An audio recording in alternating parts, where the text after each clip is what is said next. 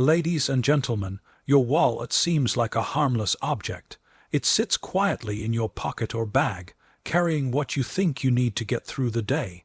But what if I told you that your wallet may be holding you back emotionally, mentally, and even spiritually?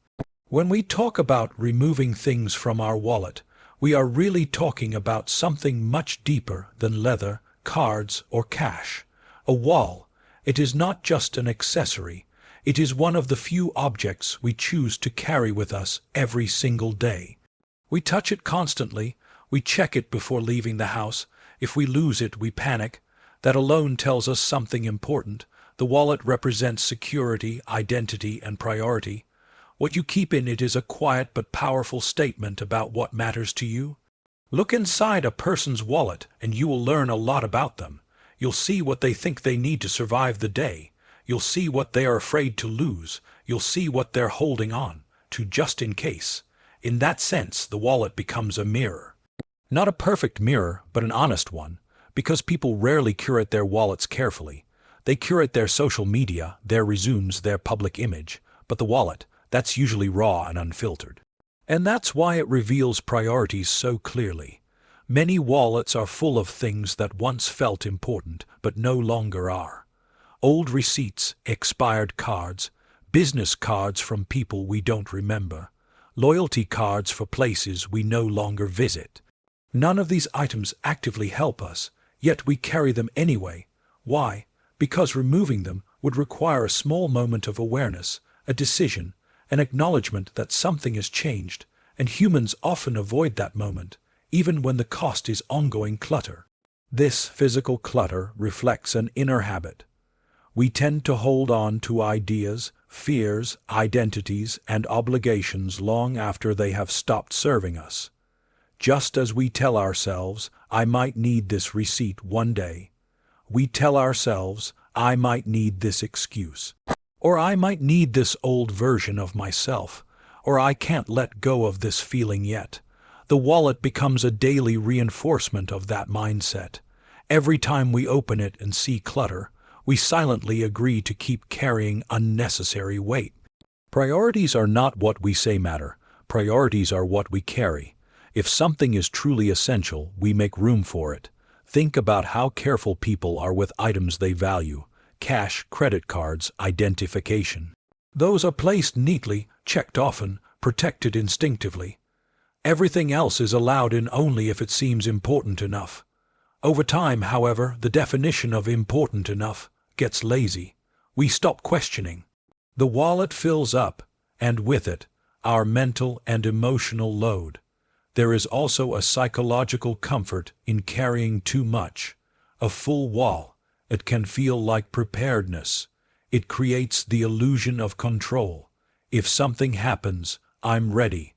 But most of the time, what we're ready for never happens.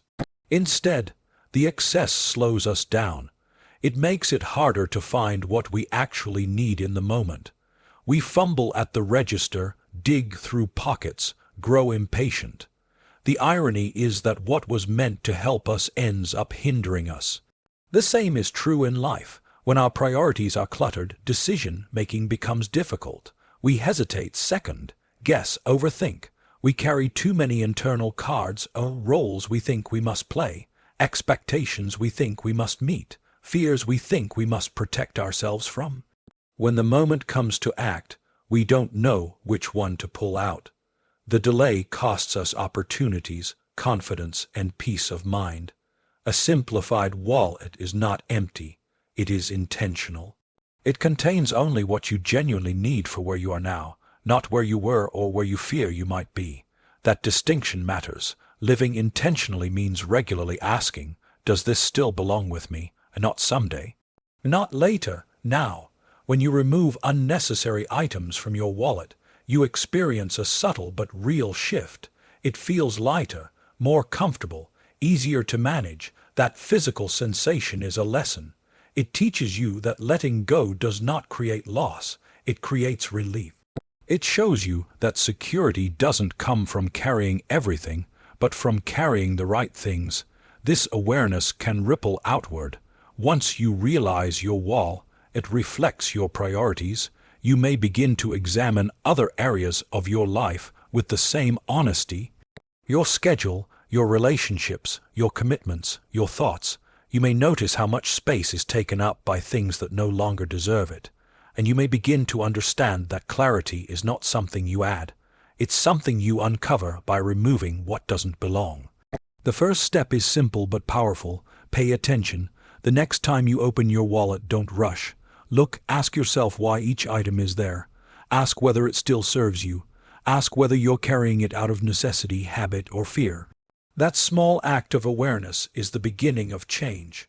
In the end, your wallet, it is teaching you a quiet lesson every day. It is reminding you that what you carry shapes how you move through the world. The lighter and more intentional it becomes, the freer and more focused you become as well. When your priorities are clear, your actions follow naturally, and when you stop carrying what no longer matters, you finally have room for what truly does. Old receipts are strange objects. At some point, they were important. They proved a purchase, justified an expense, protected us from being questioned or doubted. In that moment, they had value. But once the transaction is complete and the time for returns has passed, a receipt loses its purpose. It becomes a record of something that is finished. And yet, many people continue to carry old receipts in their wallets for months or even years, long after they serve any practical function. This habit reveals something deeply human. We struggle to let go of what is already over. Even when the price has been paid, we keep the proof. We carry evidence of past decisions, past mistakes, past experiences, as if we might need to defend ourselves one day. The receipt becomes a symbol of justification. This happened, and I can explain why. But life rarely asks us for receipts. It asks us for presence, growth, and forward movement. Every receipt represents a completed transaction.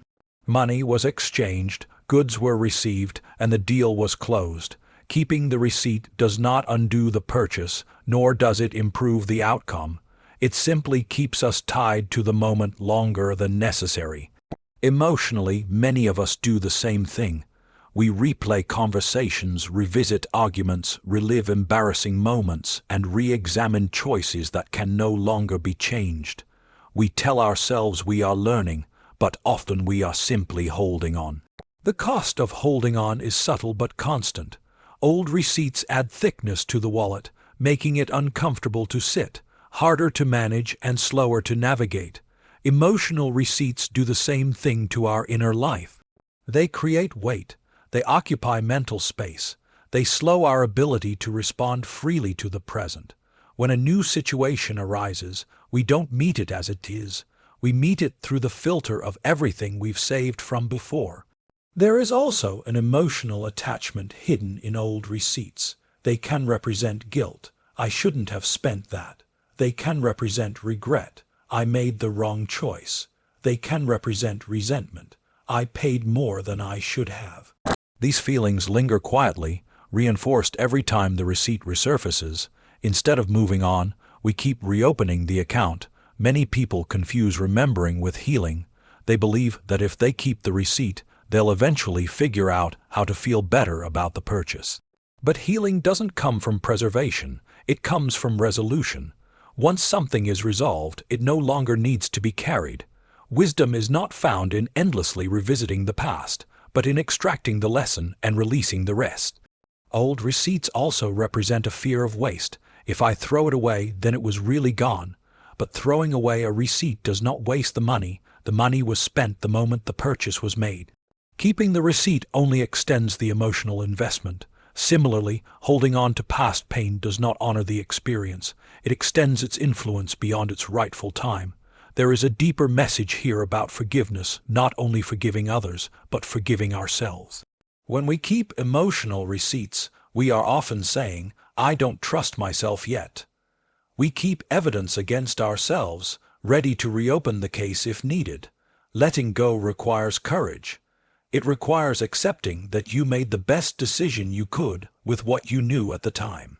It requires acknowledging that growth does not require ongoing punishment. The present moment demands lightness. You cannot respond fully to what is happening now if your hands are full of yesterday's paperwork. Life moves forward relentlessly. Opportunities do not wait for us to finish reviewing old receipts. Relationships do not flourish when we are constantly comparing the present to past disappointments. Joy does not thrive in a cluttered mind. Throwing away old receipts is an act of trust.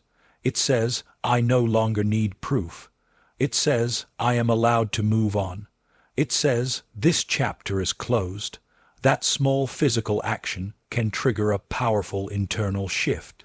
It trains the mind to distinguish between what is useful and what is merely familiar. When you clear old receipts from your wallet, you may feel a moment of resistance. That resistance is important. It reveals where attachment still exists. But once you push past it, there is relief. The wallet feels thinner, easier, more functional. That sensation mirrors what happens internally when you release the past. There is more room to breathe, think, and act. The lesson of old receipts is not about erasing the past. It is about putting it in its proper place. The past is meant to inform us, not burden us. Once the lesson is learned, the receipt can be discarded. The value has been extracted. In conclusion, old receipts keep us paying for what is already paid for. They trick us into believing that holding on is safer than letting go. But in reality, freedom begins when we stop carrying proof of transactions that are long finished. When we trust ourselves enough to release the past, we step into the present with clarity and strength, and only with empty hands can we fully receive what comes next.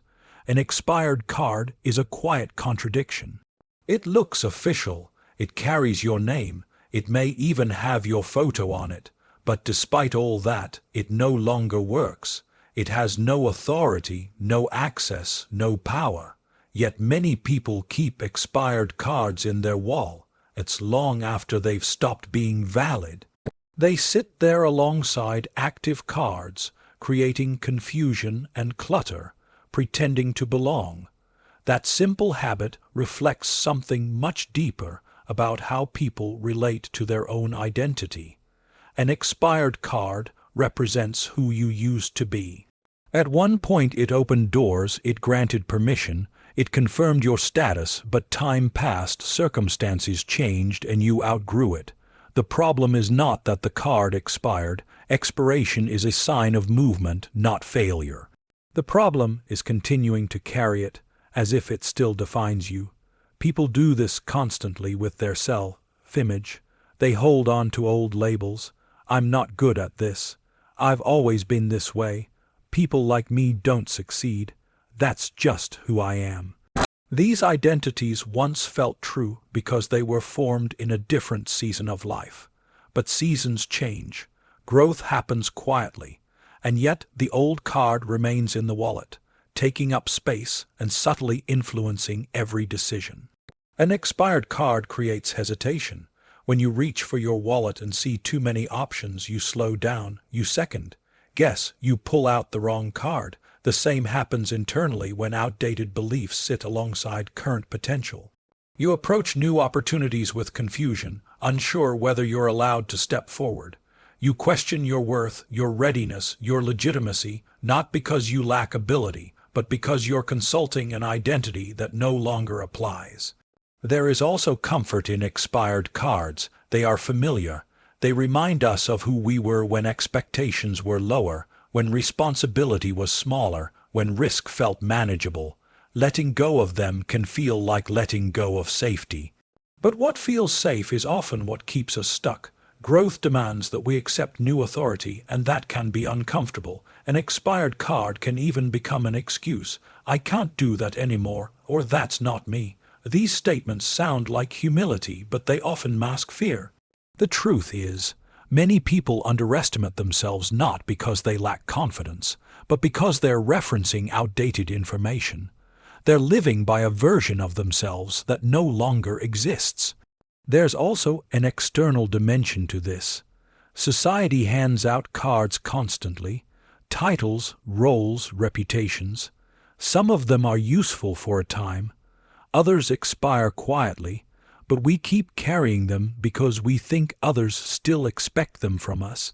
We fear that removing the card will disappoint someone or force us to redefine ourselves publicly, but living under expired expectations is exhausting. You spend energy maintaining an image that no longer fits, instead of investing that energy into becoming who you actually are. Expired cards also block access to the present. They take up space that could be used for what's current and necessary. In a wallet, space is limited. In life, attention and energy are limited too. Every outdated belief you carry reduces your capacity to respond fully to now. You can't swipe an expired card and expect a door to open, yet many people keep trying, repeating behaviors and thought patterns that once worked but no longer do. Removing an expired card requires honesty. You have to admit that something has changed, that you are no longer who you were, that what once defined you is no longer enough. This can feel like loss, but it's actually evidence of growth. Expiration means progression. It means you survived long enough to outgrow an old version of yourself. There is a moment of discomfort when you remove an expired card from your wallet. It feels final, but almost immediately there is relief. The wallet becomes clearer. You know which cards to reach for. The same happens internally. When you release an outdated identity, your decisions become simpler. Your confidence becomes quieter but stronger. You stop asking whether you're allowed and start acting from who you are now. Growth does not ask you to erase your past. It asks you to stop letting it run your present. The experiences that shaped you are still part of you, but they no longer need to define your limits. An expired card can be remembered without being carried. In conclusion, expired cards are not harmless clutter. They are silent restrictions. They confuse, delay, and diminish our sense of authority in our own lives. Removing them is not about denial. It's about alignment. When you stop carrying identities that no longer apply, you make room for clarity, confidence, and purpose. And when your wallet and your mind contain only what is valid now, you move through life with ease, intention, and strength. Weight is not always obvious. Sometimes it announces itself loudly, straining muscles and slowing movement. But sometimes weight is subtle. It sits quietly, unnoticed, until one day you realize how tired you are, how uncomfortable everything feels, and how much effort it takes just to move normally. A heavy wall, it is like that. You don't notice it at first. You get used to the bulge in your pocket, the pressure when you sit, the awkward shift when you walk. It becomes normal, but normal does not mean healthy. A wall, it is meant to carry essentials, not burdens. When it becomes thick and overstuffed, it starts to work against you. It pulls at your clothing, digs into your body, and constantly reminds you of its presence. You adjust your posture, your movements, even how you sit, all to accommodate something that should have been simple. This physical inconvenience mirrors how excess emotional and mental weight operates in our lives. Most people don't deliberately choose heaviness. It accumulates gradually, one extra card here, one extra receipt there. A just-in-case item added without removing anything else. Over time, the wallet becomes packed, not because everything inside is necessary, but because nothing was ever questioned. Life works the same way. Responsibilities, worries, obligations, expectations, and fears pile up slowly. Each one seems manageable on its own, but together they create drag. Excess weight always slows you down. It makes simple actions require more effort. When your wallet is heavy, even a quick errand becomes slightly more uncomfortable. When your inner life is heavy, even good opportunities feel exhausting. You hesitate not because you don't want to move forward, but because movement itself feels costly. You start conserving energy instead of using it, avoiding growth because growth feels heavy. There is also a false sense of importance attached to weight. A heavy wall, it can make someone feel prepared, serious, responsible. Look how much I carry. But preparation becomes a problem when it outweighs progress. Carrying everything imaginable does not make you ready, it makes you slow. True readiness comes from clarity, not accumulation. The body understands this instinctively. Athletes strip down to essentials. Travelers pack light when they want freedom. Anyone who has ever dropped unnecessary weight knows how immediately life feels easier. The same principle applies internally. When you carry too much emotionally, you cannot react quickly, you cannot pivot, you cannot take risks. You are always calculating how much effort something will cost because you are already overloaded. Excess weight also distorts judgment. When you are burdened, you start prioritizing comfort over purpose. You choose what feels easier in the moment, not what is right in the long run. A heavy wall. It makes you choose looser clothing instead of addressing the real issue. A heavy inner life makes you choose avoidance instead of growth. The problem is never the movement, it's the load. There is another hidden cost to excess weight. It drains joy. Lightness is closely connected to happiness. Children run not because they are disciplined, but because they are unburdened. Joy thrives where movement is easy. When life feels heavy, even good things lose their shine. You experience success, but you're too weighed down to enjoy it. You rest, but you don't feel refreshed. You achieve, but you don't feel free. Letting go of weight requires trust. You have to believe that you don't need everything you're carrying. You have to accept that not every fear deserves space, not every obligation is yours, and not every identity needs to be maintained. This can feel risky. What if you need it later? What if letting go makes you vulnerable? But the greater risk is continuing to carry what is slowly wearing you down. When you remove excess from your wallet, the difference is immediate. You walk differently, you sit comfortably, you stop thinking about it. That absence of awareness is the gift. The same happens when you release emotional and mental weight. You don't constantly monitor yourself. You don't brace for impact. You simply move. Lightness does not mean irresponsibility. It means precision. It means choosing carefully what deserves your energy and releasing what does not. It means understanding that strength is not proven by how much you can carry, but by how well you can move. In conclusion, excess weight slows you down long before it stops you. It quietly shapes your choices, drains your energy, and limits your joy. A heavy wall. It is a small but powerful reminder of how unnecessary burdens affect us every day. When you remove what you don't need, you don't become empty, you become mobile. And when life feels lighter, movement becomes natural, growth becomes possible, and freedom stops being an idea and starts being a lived experience. Confusion rarely arrives all at once. It builds gradually, almost invisibly, through accumulation. One extra card in the wallet does not cause a problem. 2 or 3 don't either.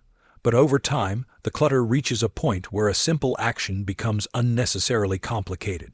You open your wallet to pay, and instead of clarity, you face options, hesitation, and delay. What should have taken seconds now takes thought. That moment of fumbling is a small but honest reflection of how clutter affects every part of life. Clutter creates noise. When everything is kept, nothing stands out. In a crowded wallet, the card you actually need hides among cards you never use. In a crowded mind, the right decision hides among fears, opinions, and distractions. Confusion is not a lack of intelligence or ability. It is often the result of too much competing input. The mind, like the wallet, functions best when it is selective. People often believe that having more options creates freedom. In reality, too many options create paralysis. When you carry multiple cards that all look similar, you hesitate because you're afraid of choosing the wrong one. When you carry too many beliefs, expectations, or priorities, you hesitate for the same reason. You second guess yourself not because you lack confidence, but because the signal is drowned out by noise. Clutter also erodes trust in yourself. Each moment of hesitation reinforces the idea that you are unsure, unprepared, or incapable of making quick decisions. Over time, this self-doubt compounds. You start deferring choices to others, relying on external validation, or avoiding decisions altogether. What began as harmless clutter becomes a habit of uncertainty. There is also an emotional component to clutter. Many items are kept not because they are useful, but because they are attached to memory, guilt, or fear. I might need this someday. This represents something important. I don't want to throw it away. These thoughts sound reasonable, but they come at a cost. Every item you keep demands a small amount of attention, whether you realize it or not. Attention is finite. When it is scattered, clarity disappears. Clutter distorts priorities. In a wallet full of unnecessary items, everything feels equally important simply because it's there. The same happens in life. When you say yes to too many commitments, everything feels urgent. When everything is urgent, nothing is truly important. You lose the ability to distinguish between what matters and what merely exists. Confusion also slows response time. Life often requires decisive action. Opportunities appear briefly and disappear quickly. When your internal and external spaces are cluttered, you're slower to act. You hesitate, analyze, and overthink, while others move forward. This delay is not always visible, but its consequences are real. There is relief in simplicity. When a wallet contains only what you need, your hand moves automatically. There is no thinking, no doubt. The same sense of ease is possible in life. When your values are clear and your priorities are limited, decisions become straightforward.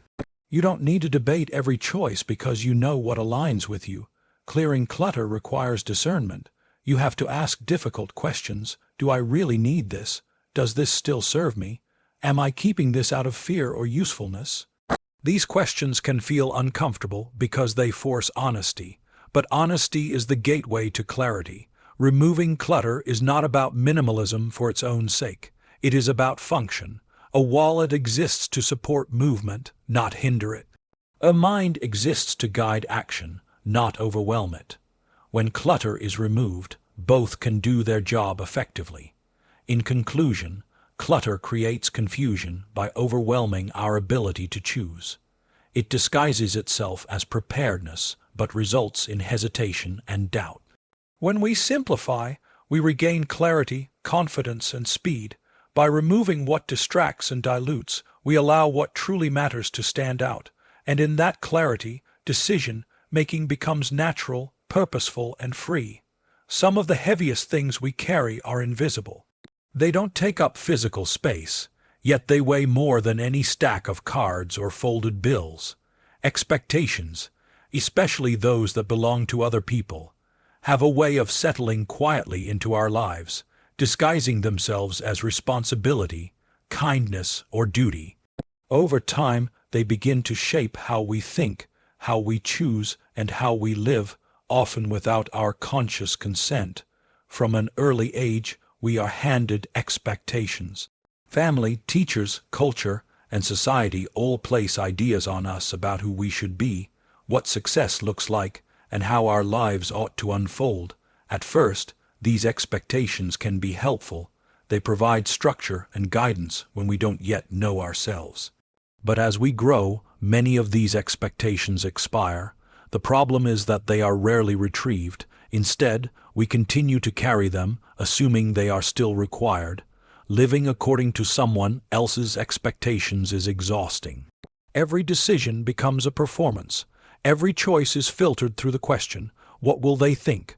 Over time, this creates a quiet separation between who you are and how you live. You may appear successful, responsible, or admirable on the outside, while internally feeling disconnected, anxious, or unfulfilled. That tension is the cost of carrying expectations that aren't yours. Approval seeking is one of the most expensive habits a person can have. It demands constant attention and adjustment. You edit your words, soften your opinions, suppress your instincts, and delay your desires, all to maintain acceptance. The irony is that the approval you're chasing is often imagined or temporary. People change, opinions shift, standards move. When your sense of worth depends on external validation, stability becomes impossible. There is also resentment hidden in unmet expectations. When you live for others, you may begin to quietly blame them for your dissatisfaction. You did what was expected, and yet fulfillment didn't arrive. That resentment doesn't always surface as anger. Sometimes it shows up as fatigue, cynicism, or loss of motivation. You keep going, but without enthusiasm, because your energy is funding a life that doesn't feel like yours. Carrying other people's expectations also blurs your sense of identity. You become skilled at meeting standards, but uncertain about your own desires. When asked what you want, you hesitate, not because you don't want anything, but because you've spent so long prioritizing others that your own voice has grown faint. This confusion can persist for years, convincing people that they are lost when they are simply unheard. Letting go of external expectations is not an act of rebellion. It is an act of honesty. It does not mean you stop caring about others or behaving responsibly. It means you stop living in constant reaction to imagined judgments. Responsibility rooted in authenticity is sustainable. Responsibility rooted in fear is not. There is often guilt associated with releasing expectations. You worry about disappointing people or being misunderstood. But disappointment is unavoidable in life. Trying to avoid it at all costs guarantees one thing: you will disappoint yourself. And unlike others, you have to live with yourself every day. Freedom begins when you recognize that expectations are optional. You can listen to advice without surrendering agency. You can respect others without sacrificing your direction.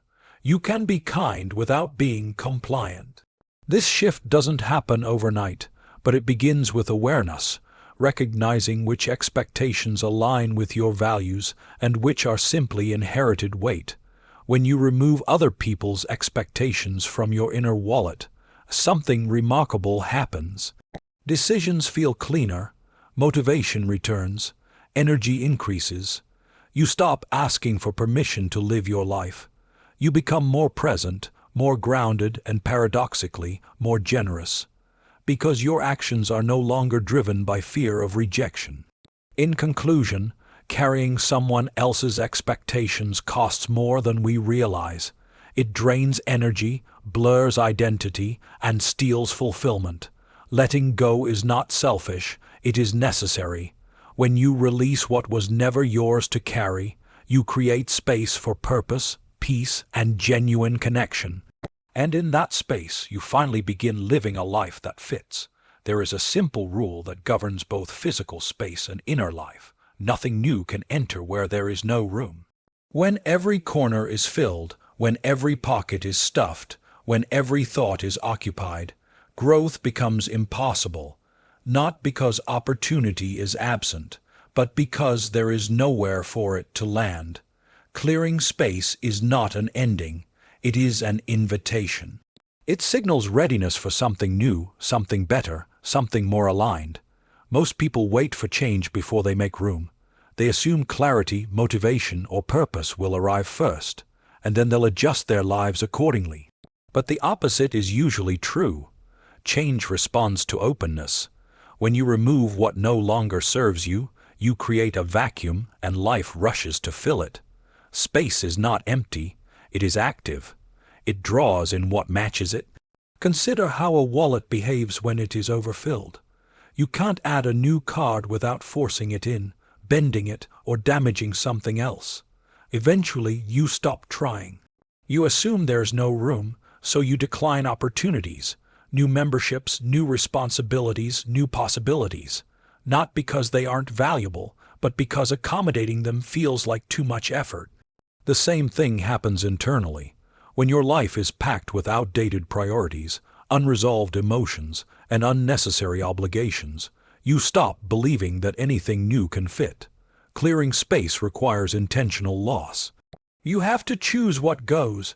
This can be uncomfortable because removal feels permanent, while keeping things feels safe. But safety is often an illusion created by familiarity. We cling to what we know, even when it no longer works, because it gives us a sense of continuity. Yet continuity without growth slowly becomes stagnation. When space is created, awareness sharpens. You begin to notice what you actually need versus what you've been carrying out of habit. You recognize opportunities you previously ignored because you were too busy managing clutter. Space restores sensitivity.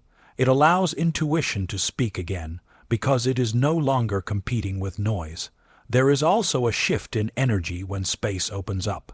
You feel lighter, more alert, more responsive. Motivation returns not because you forced it, but because resistance has been removed. Many people try to add motivation through discipline, pressure, or external incentives.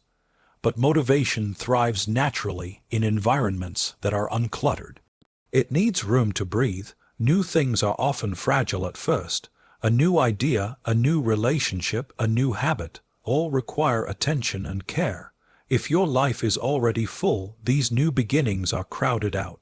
They don't fail because they lack potential.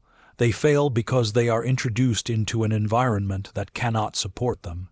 Clearing space beforehand is an act of respect for what you hope to receive. There is also a psychological readiness that comes with space. When you remove what no longer fits, you signal to yourself that you are allowed to change. That permission is powerful. It breaks the silent agreement you may have made with the past, that things must remain as they are because that's how they've always been. Space says, something else is possible. Clearing space does not guarantee that what comes next will be exactly what you expect. But it guarantees movement. Stagnation thrives in clutter. Growth thrives in openness. When you stop clinging, life starts responding. This principle applies to every area of life. Relationships improve when unspoken resentments are released.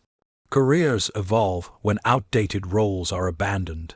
Inner peace emerges when unnecessary self-judgment is removed. In each case, the new arrives only after the old is cleared away. In conclusion, creating space is not about loss. It is about preparation. It is the quiet, deliberate act of making room for what you cannot yet see but are ready to receive. When you clear what no longer belongs, you invite clarity, opportunity, and renewal. And in that openness, life meets you halfway, filling the space not with clutter, but with meaning.